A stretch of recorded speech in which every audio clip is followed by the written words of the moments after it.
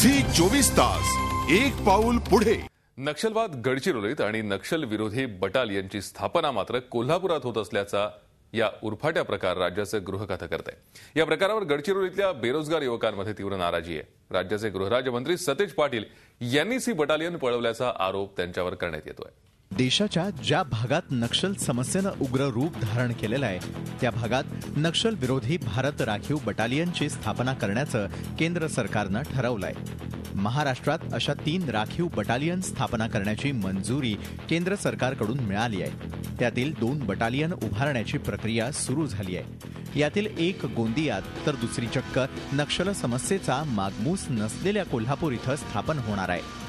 यामुळे सरकारी नोकरीच्या प्रतीक्षेत असलेल्या गडचिरोलीच्या आदिवासी युवकांच्या आशेवर पाणी फेरलं गेलंय। राज्याचे गृहराज्यमंत्री सतेज पाटील हे कोल्हापूरचे असल्यामुळे त्यांच्यावरती ही बटालियन पळवल्याचा आरोप करण्यात येतोय। आणि मेन गोष्ट म्हणजे गडचिरोलीला बेरोजगारी खूप आहे। बेरोजगारी असल्यामुळे आम्हाला दुसरा काही पर्याय नाही। इथं काही कारखाने नाही, कोणती इंडस्ट्रीज नाही आणि कोणतीच असे कामं मिळत नाही आम्हाला। आर्थिक परिस्थिती खराब असल्यामुळे आम्ही कसे 12वी पर्यंत शिक्षण घेतो, त्याच्यानंतर नोकरीसाठी समोर जातो, पण नोकरी पण मिळत नाही। मग जायचं तर कुठं? सगळा जो विकास आहे तो विकास गडचिरोलीपासून हिरवला गेलेला आहे।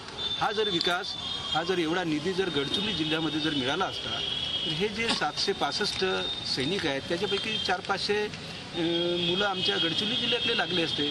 आणि गडचिरोली जिल्ह्यातच जर नक्षलवाद आहे, इथले जर सैनिक असते तर ते त्या नक्षलवाद्याला सुद्धा समजावू शकले असते की आपण नक्षलवादाचा मार्ग सोडून तुम्ही मुख्य प्रवाहात या।